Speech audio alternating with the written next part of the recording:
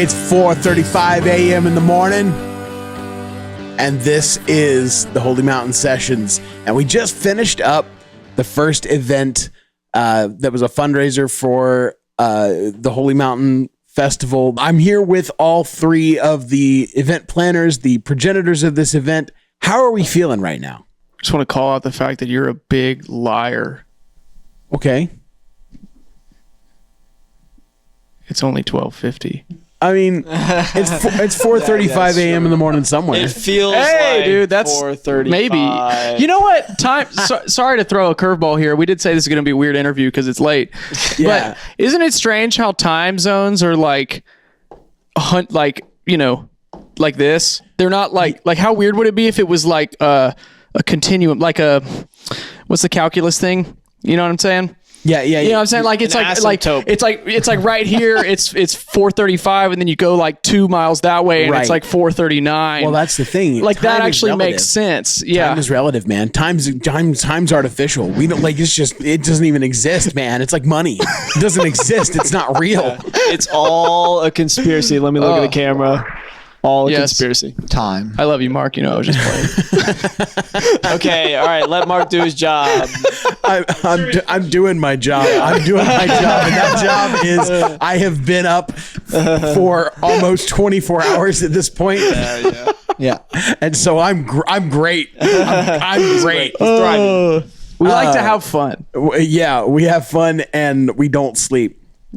So seriously, how are we feeling right now about the whole event? And we can talk more about weird time zones later. Sounds good. I mean, I feel great about it. Honestly, I feel like the people that were here were engaged, like more progressively engaged throughout the night with each artist, with the music. Even like at the end when Eric was doing the chill set, I think the silence spoke louder than almost anything because they were engaged with what the vibe was being projected. Yeah. And like the eclectic nature of the night, going from the talk through each type of music. I think it was really good. Yeah, I thought it was horrible, honestly. I'm just kidding. I'm kidding. Yeah, dude, it was great. I had a great time. You know, I think that Glad you had a great time. Yeah, I did. I had a great time. What else matters? Like, no, but Okay, good night.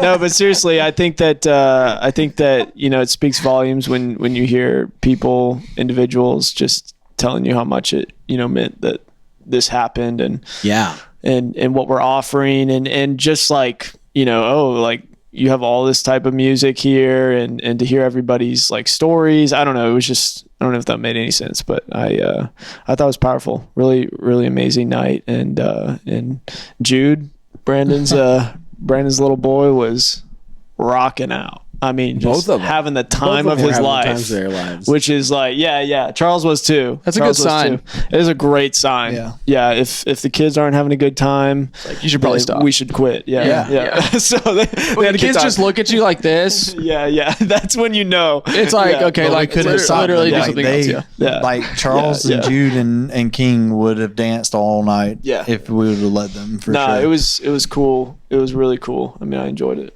I really did. Why did you feel compelled? Why do you feel this drive to create what you're striving to create here? What has inspired you to plant the seeds to grow your own music festival? The why for me personally is that I was caught up in all the bad parts of the festival scene.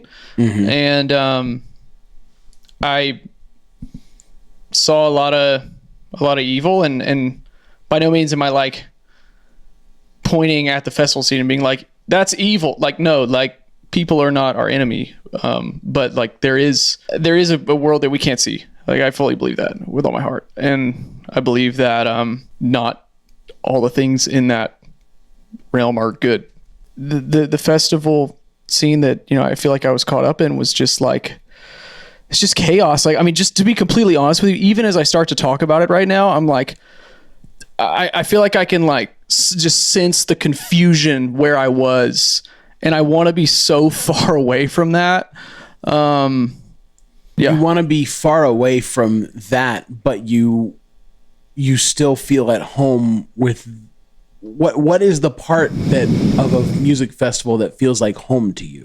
The community, the people, the music, the visuals, the lights, the outdoor, the camping, the fun. So for you, this is an opportunity to experience and grow and share that community, share that love of music and art with others, without necessarily the when we talked to John, he referred to it as a cheat code, that specifically it's the idea of using substances and hedonism as a way of self-discovery. Yes. Like that's like what I experienced, and doing those psychedelics, doing mushrooms and LSD and all that stuff. Like I thought that I was attaining some sort of knowledge, and I thought that it was like, oh, like I had like very deeply spiritual experiences on those things.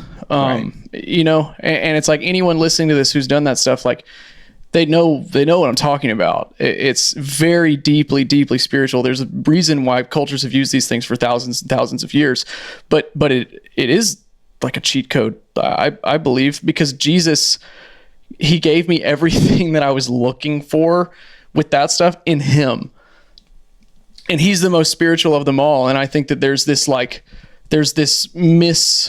understanding, especially in like that sort of culture, that like Christianity is this like in the box thing. Yeah. You know, when the truth is like Jesus is the most spiritual of them all. He made everything. He's the creator. But you know, we can have those blinders on. We can get those blinders put on us, and then it feels like, oh, it's just like a Christian thing, like cringe, you know. But yeah, to answer the question about like why Holy Mountain, I mean, I think I would love it if you would speak to that, JD. Yeah. I mean, in terms of the name, you know, I don't think it's extremely complicated. You know, I just prayed about it, and it seemed to be like that's what the name was. Reading scripture, that popped out to me. Obviously, it's a little deeper than that, but yeah, I mean, in terms of what it's supposed to be, we are for the beautification of the world. To, you know, Kiwi tonight, who was playing, was talking about speaking life into the world. You know, we believe that our tongue has the power of life and death, and that's the truth. And you know, I think Holy Mountain is supposed to be a place where we're going to try and speak life into the world, speak beauty into the world, and we think that you know, this will be a great place for that. And in terms of differences, I guess I should touch on that.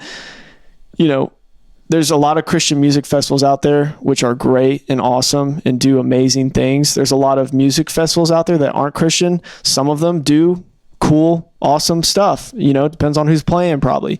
But for us, you know, we felt like there's just people out there who are like Christian or, you know, not opposed to Christianity or whatever, but they also are opposed to some of the wicked stuff. Cause I mean, there's levels, right?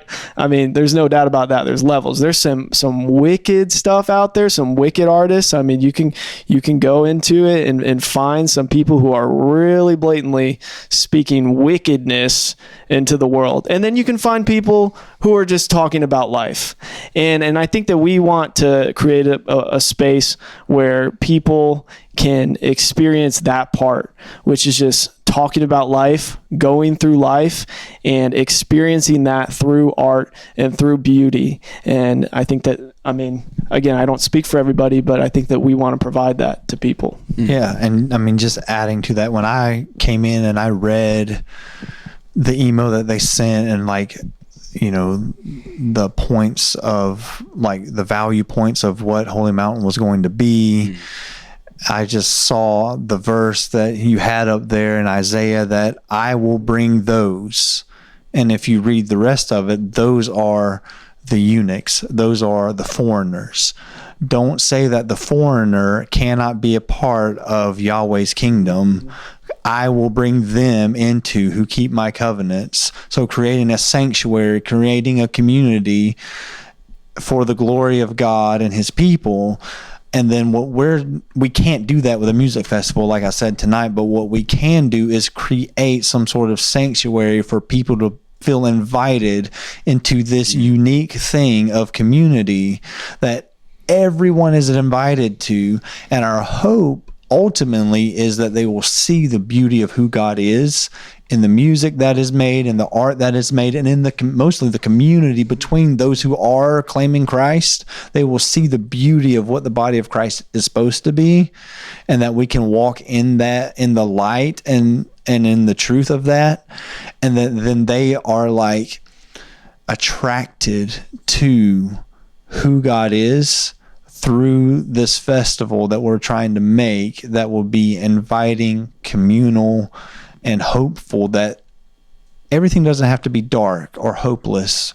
There can be joy found in the things that we do, and we can like exit from the things that Thomas is talking about and exit from the things that JD's talking about, and it can be like redeemed in a way that these types of people that maybe not even care about God but find interest in that community, and even if they never even turn to God, that they still feel welcome there.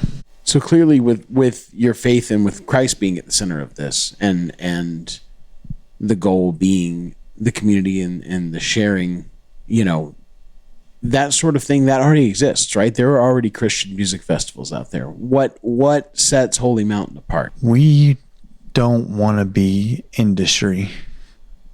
We don't want to be consumeristic. We don't want to be a cookie cutter Christian from like the world of the institution that you just see how it's commercialized. We want to get away from the commercialized Christianity into a communal Christianity, and like offer different elements, like doing live podcast sessions at the festival, or having open mic tent at the festival to where other artists can come in, and it's like a coffee house open mic setting.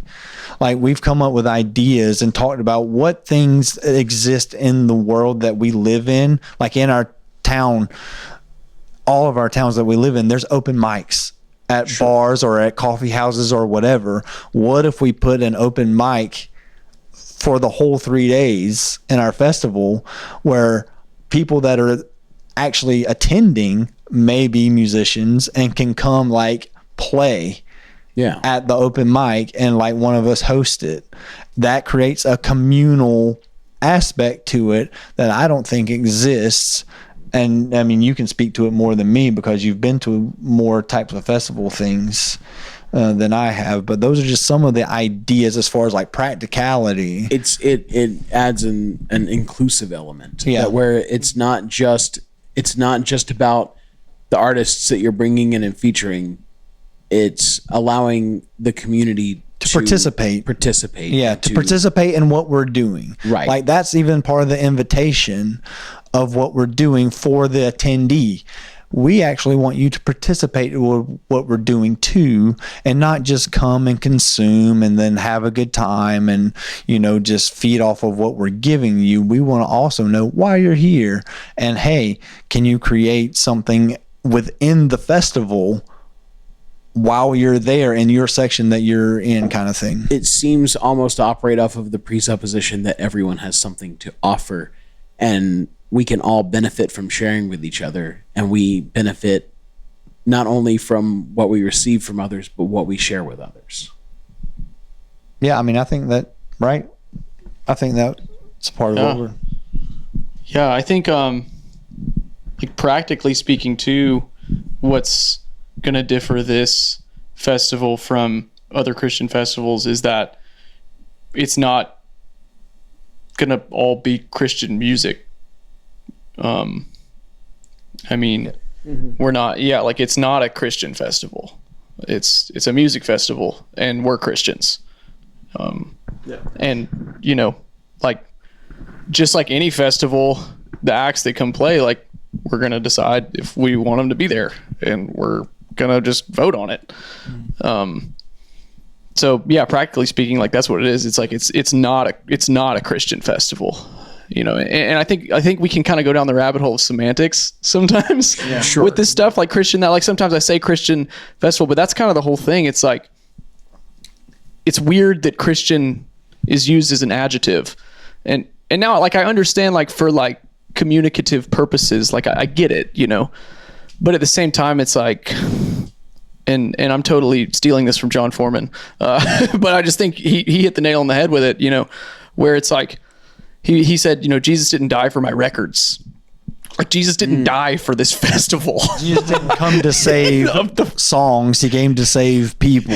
Yeah, exactly. It's the festival like has no identity. It has no identity. It's just a thing. It's an inanimate thing. It's just an idea, right?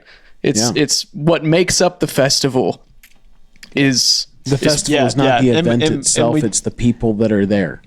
Right. And the people that are there may be Christians and they may be not Christians, but the festival itself doesn't have that label on it. Yeah.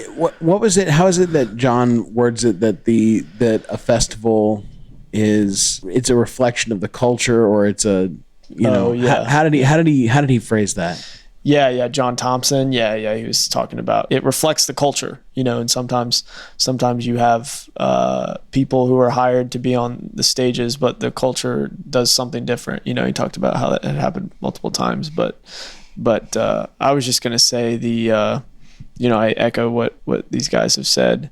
Definitely. And I think that the big thing that we don't consider, and people don't think about this, but it's like, we're Christians trying to put on a music festival. Well, did you know that there are non-Christians putting on Christian music festivals, right? Like, it's not a crazy thing. It's, you can look it up. Like, it's a real thing. Yeah. We're not like against like labels or whatever. We're not fighting the whatever. Fighting the man. Yeah, whatever it's called. Yeah, that's not. We don't want that. Yeah.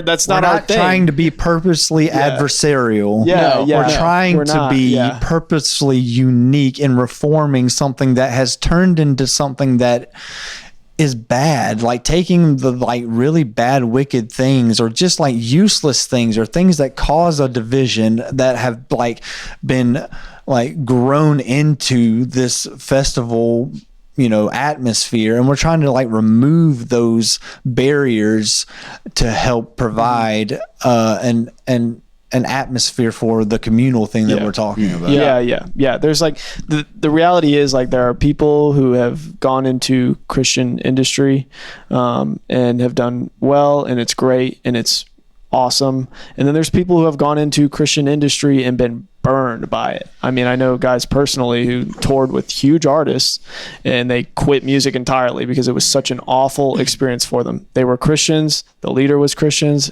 everybody was Christian, but it was a horrible experience. And so our point is just like, we just want to offer something that many people get, which is like there are Christian artists who are making music. It's pretty simply like they're Christian artists who are making music that's not Christian music. It's not worship music. Maybe it's a love song or something. I mean, it's like 90% of music, honestly, and there's people like that where it's like, where do I go? Well, I can't go to the Christian music festival because it's like all they have is Christian music. And for us, it's like, it just doesn't make any sense. I get it. I think practically speaking, it's a worship festival is what it should be called, but they call it a Christian music festival. I have a friend that actually, I was telling him about this, and he's a pastor friend of mine, and he said, I love this because I'm trying to listen to the radio, and all that's on the Christian radio stations is like worship music. And there's no like storytelling.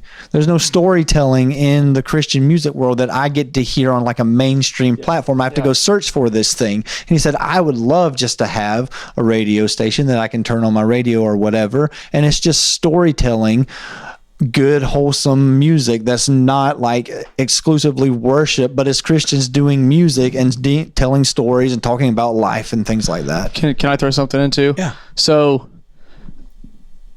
a believer like myself, if I say, oh my God, this is a beautiful day, God, I love you, and the Lord is in my heart, and I say, oh my God, that is not using the Lord's name in vain.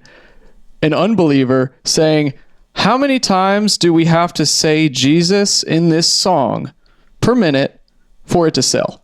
You got to have the JPM count. You got to have that is using the Lord's name in vain. Is there anything wrong with saying Jesus in the song? No. It's all about what's in the heart of the person behind it. And unfortunately, money is so powerful that there are people out there that are doing that and they're profiting off it. And like Paul says, I praise God that the name of Jesus is still being shared. Yeah. I'm not like mad at them for doing it, and they're not my enemy. That's the thing. Like, we're not trying to be adversarial. Like, all the industry label people, like, y'all, like, let's link up. Like, let's connect. Like, I'm cool with that. We're gonna be honest about who we are and what we stand for. And we don't want to compromise on what we believe in. But like, we want to work together, because the whole point of this is unity. Yeah. Is unity. And I know there's a lot of people in the Christian industry that see that, because I've talked to them. I've talked to them, Christian songwriters who have written some hits, who've told me, like, hey, like, there's a lot of evil in this, and it's bigger than any one person. So I don't want people out there to hear like condemnation from us or judgment or finger pointing. There's none of that. We want to build something with y'all. You used a very specific word. You said we're honest about who we are, and honesty is I think at the core of any like art. Should be honest. It should be authentic. It should be something that is genuine outpouring of somebody's heart and their spirit. And regardless of somebody being a Christian, Muslim, Buddhist, whatever, when somebody or an atheist, right? We care about, like, the things that we care about in our lives encompass more than just the things that are related to our faith, because we also have families and we have jobs and we have struggles that we go through in a daily life, and we have frustrations and fears regarding politics and the state of the world, and seeing poverty and seeing disease and natural disasters. We care about all of these things. And if we're not allowing ourselves to explore those ideas and not, if our art and the things that we're creating are only focusing on the part that is the sanitized part, if it's not actually sharing our real concerns, are we even sharing anything of ourselves at that point? Or even like our weaknesses as humans. Yeah.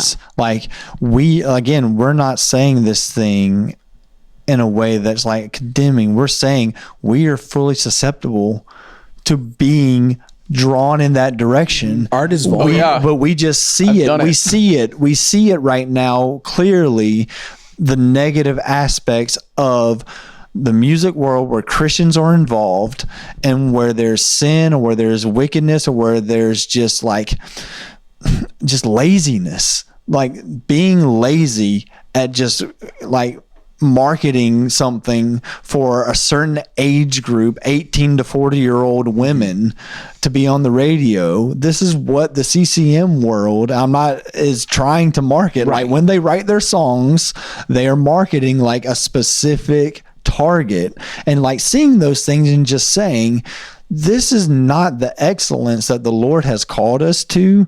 Well, at that point, it's not about the message anymore. It's about the market segmentation. It's about, where is the money coming from? It's coming from this group of people. Yeah. This is who we are going to pander to them. At that point, you are not acting out of faith. You are acting out of financial interest at that point. It is not. And good music, actual really good music, has come out of that targeting. No, yeah, and I'm not saying, like, again, I'm not saying totally, that. Yeah, like, there's good stuff there. I love some CCM. Yeah, but it's just confined to this box that it has become a rot that needs to be like rooted out and like replanted and grown into something that's more beautiful in places where it has been that way in the past, and is it in places right now.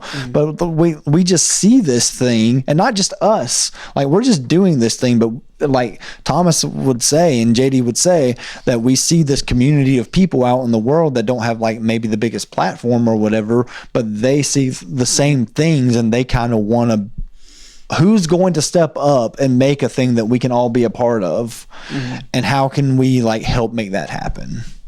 Yeah, totally. And I wanted to add on to something that JD said earlier about like Christians that make music that's not Christian music. Yeah, that was like, yeah, that's great. And we want that. And I think like also like we're open to people that like aren't Christians, but they make good music that's not like opposed to the gospel. And like we decide like and y'all, like this is not like, we've talked about this before. Like we're just three dudes, we're just three Christians. We don't have like any sort of perfect discernment or anything. Like I've been like I don't feel like I have any authority to be like, that's Christian enough for us, that's not Christian enough for us. So it's like, that's why we're trying to separate the identity of the festival from like a Christian thing, because it's like I don't make the call about who gets into the kingdom and who doesn't, who goes to heaven and who doesn't. I don't make that call, and none of us do as humans. God alone is the judge.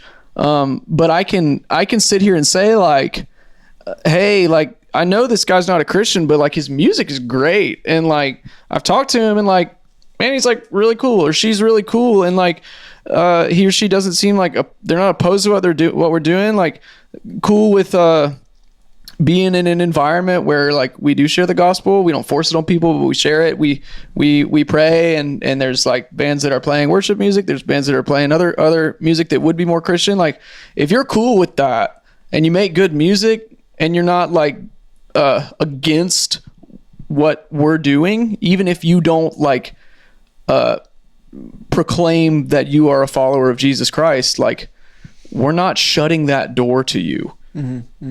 Yeah, because there's a lot of great music. I mean, I'm a Christian and I listen to a lot of artists that, I mean, I have no idea what they believe in.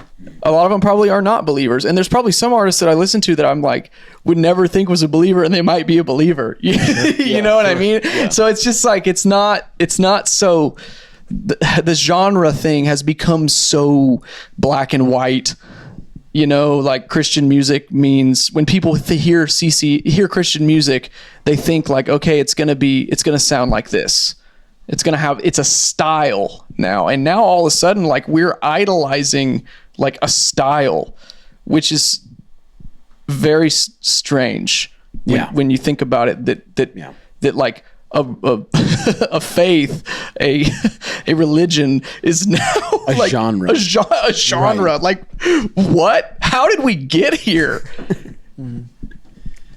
From the 90s. I mean CCM. Yeah, dude. Yeah. CCM. And again, CCM is great. No, honestly, hey, I love CCM. Like, so I flip on K-Love sometimes, and I love it.